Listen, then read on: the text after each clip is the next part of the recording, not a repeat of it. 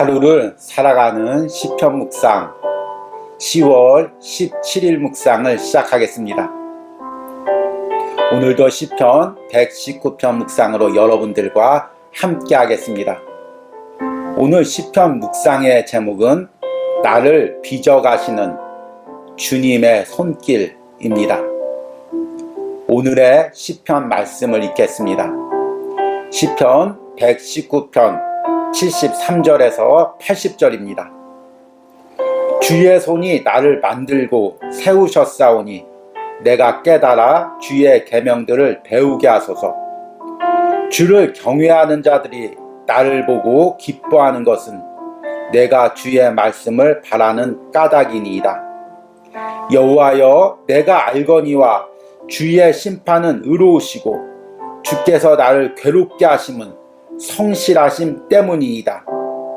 구하오니 주의 종에게 하신 말씀대로 주의 인자하심이 나의 위안이 되게 하시며 주의 긍휼히 여기심이 내게 임하사 내가 살게 하소서. 주의 법은 나의 즐거움이니이다. 교만한 자들이 거짓으로 나를 엎드려뜨렸으니 그들이 수치를 당하게 하소서. 나는 주의 법도들을 작은 소리로 읊조리이다. 주를 경외하는 자들이 내게 돌아오게 하소서. 그리하시면 그들이 주의 증거들을 알리이다. 내 마음으로 주의 율례들에 완전하게 하사 내가 수치를 당하지 아니하게 하소서. 아멘. 오늘의 시편 묵상입니다. 뛰어난 조각가는 하나의 조각품을 빚기 위하여 자신의 모든 것을 바쳐 조각을 합니다. 그 대표적인 조각가 중에 한 명이 레오나르도 다빈치입니다.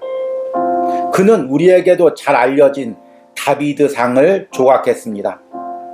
그는 이 조각품을 만들기 위해 40년간 버려져 있던 거대한 대리석을 사용했습니다. 이전에 조각가들이 여러 차례 다비드상을 만들기 위해 작업을 하다가 거친 재질로 인해 포기하고 버려진 돌이었습니다. 그러나 다빈치는 그 대리석 안에 잠자고 있는 하나의 가능성을 보았습니다. 그리고 3년 동안 쉬지 않고 대리석을 깎고 다듬어서 다비드상이라는 최고의 예술작품을 만들어냈습니다. 하나님이 우리를 만드시는 과정도 이와 같습니다. 하나님은 세상에서는 가능성이 없다고 포기한 영혼들을 당신의 자녀로 불러 당신의 방법으로 깎고 다듬습니다.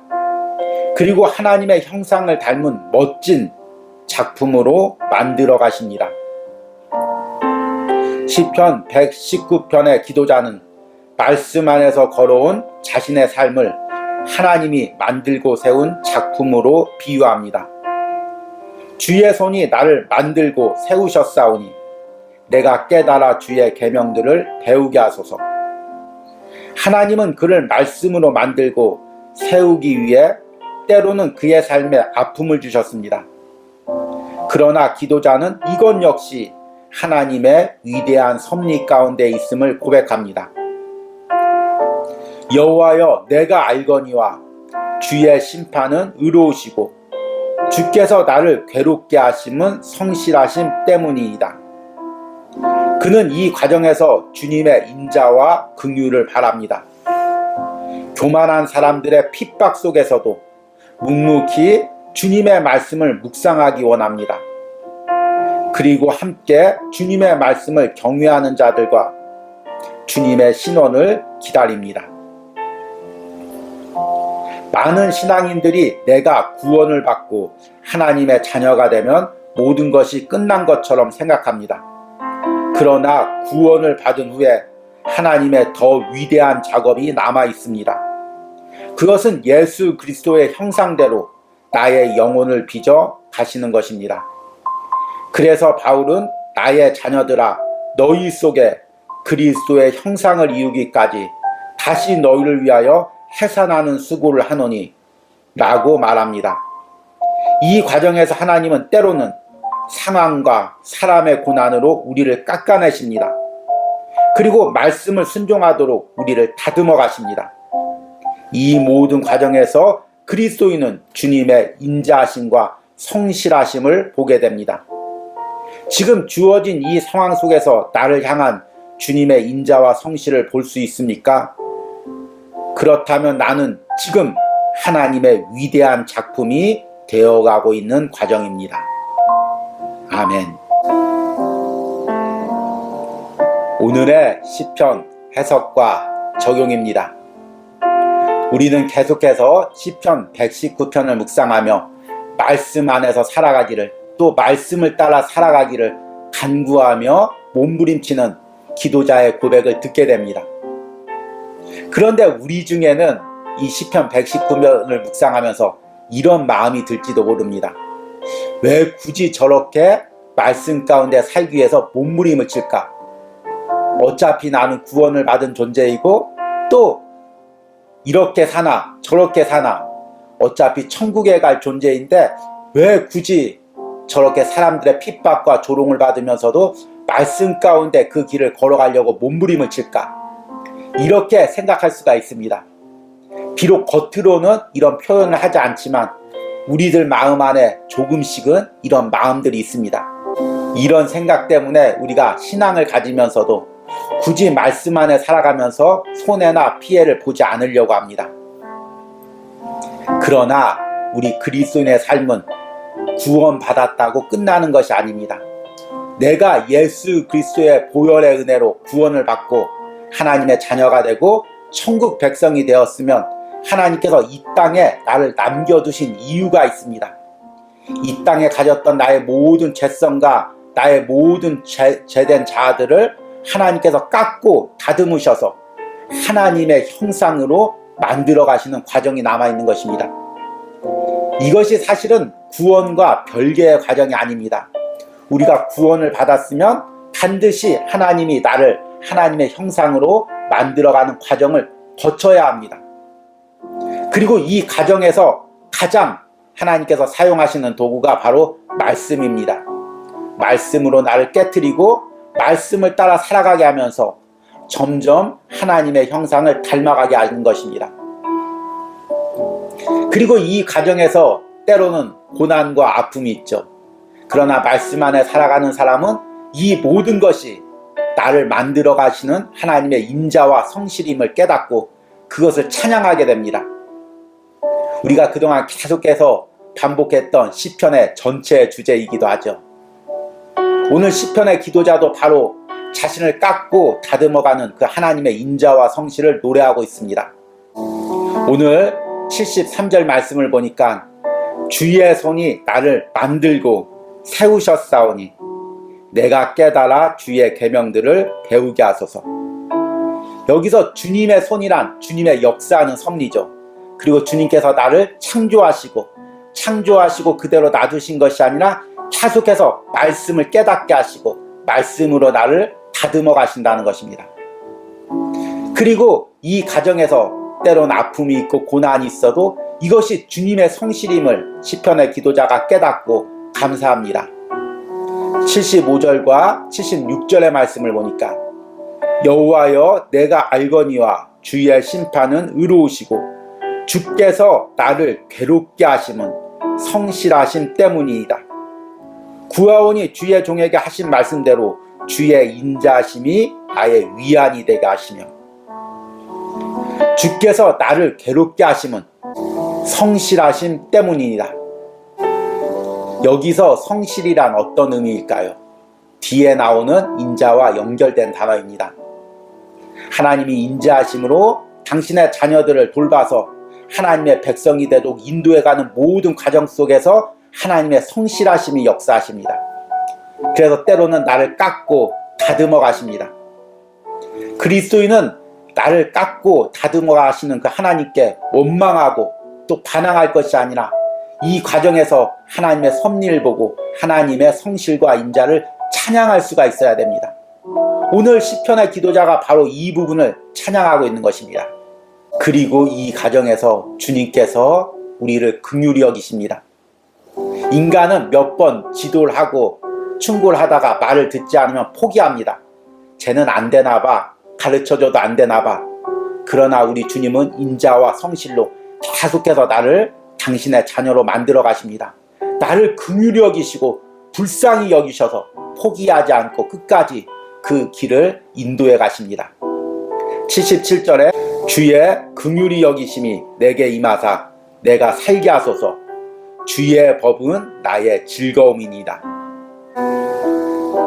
이 과정에서 시편의 기도자가 노래하는 것은 하나님이 자신만 그렇게 만들어갈 뿐만 아니라 또 하나님의 백성들을 다 그렇게 만들어가고 있다는 것입니다.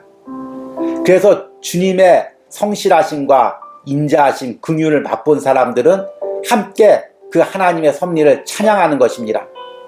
주를 경외하는 자들이 내게 돌아오게 하소서. 그리하시면 그들이 주의 증거들을 알리이다. 우리가 같은 신앙을 가졌어도 마치 하나님을 우상처럼 섬기면서 하나님을 믿으면 무조건 잘 돼, 하나님이 내 기도는 다 들어주셔, 이런 생각을 가지고 있는 사람은 하나님께서 그 자녀를 깎고 다듬어 가실 때 판단하고 비판하게 됩니다. 나는 이렇게 잘 되는데 저 사람은 왜 이렇게 고난을 당해? 하나님을 잘못 섬기기 때문이야. 이렇게 하나님의 인자와 긍휼을 오해하게 됩니다. 그러나 하나님의 인자와 긍휼로 나를 다듬어가는 것을 경험하고 그 은혜를 깨달은 사람은 하나님께서 다른 지체를 다듬어갈 때도 그 지체를 위로하고 하나님의 섭리를 이야기해 줄 수가 있습니다.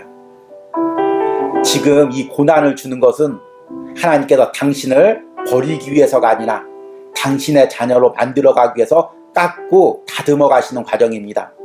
저 역시 이런 과정을 거치고 있고 계속해서 그 과정을 지나고 있습니다. 우리 함께 기도하면서 이 과정을 은혜로 감사함으로 감당합시다. 이렇게 서로 위로하게 된다는 것입니다. 그리고 하나님의 손길로 내가 다듬어 가지는 과정을 보면서 하나님의 백성들이 하나님께서 당신의 자녀를 저렇게 인자와 성실로 긍휼로 다듬어 가는구나, 함께 찬양하게 된다는 것입니다.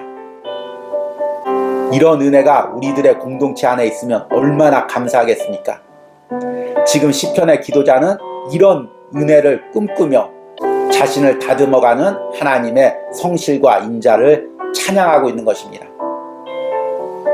비록 영상을 통해서이지만 이 영상을 통해서 저 역시 여러분들에게 하나님의 인자와 성실을 함께 찬양하기를 원합니다. 비록 영상을 통해서 만나는 분들이 많이 있지만 이 영상을 통해서라도 우리가 함께 하나님의 자녀로서 우리를 다듬어 가시는 하나님의 인자와 성실, 그리고 그 긍휼을 찬양하기를 원합니다. 오늘 시편의 기도자의 고백처럼 주의 손이 나를 만들어 세우셨다고 고백하고 주께서 나를 괴롭게 하시면 주의 성실함 때문이라고 함께 고백하는 은혜가 있길 바랍니다. 그리고 이 시편 묵상 영상을 통해 나를 만들어 가시는 그 하나님의 인자와 성실을 더 깊게 바라보고 찬양하는 은혜가 있기를 간절히 소망합니다. 오늘의 기도문 드리기입니다. 주님이 나를 깎고 다듬어 가시는 과정에서 내가 주님의 섭리를 깨닫지 못하고 불평하고 원망했던 부분은 무엇입니까? 오늘 시편 묵상을 통해 이 모든 과정에서 주님의 인자와 성실을 찬양하는 기도를 드리시기 바랍니다. 우리 함께 기도하겠습니다. 여호와여, 내가 알거니와 주의 심판은 의로우시고 주께서 나를 괴롭게 하심은 성실하심 때문이니이다. 구하오니 주의 종에게 하신 말씀대로 주의 인자하심이 나의 위안이 되게 하시며 주의 긍휼히 여기심이 내게 임하사 내가 살게 하소서. 주님께서 나를 깎고 다듬어 가심은 주님의 성실과 인자함 때문입니다. 주님의 성실과 인자하심을 보지 못하고 원망하고 불평했던 나의 모든 연약함들을 오늘 이 시간 회개합니다. 그리고 이제 나를 다듬어 가시는 그 주님의 손길에 감사하기를 원합니다. 나의 남은 생에 주님께서 함께 하시며 주님의 인자와 성실로 나를 만들어 가실 줄을 믿음으로 고백합니다. 이런 은혜가 오늘 하루를 살아가는 시편 묵상에 동참하는 모든 심령들의 고백이 되게 하여 주시옵소서. 예수님의 이름으로 기도했습니다. 아멘.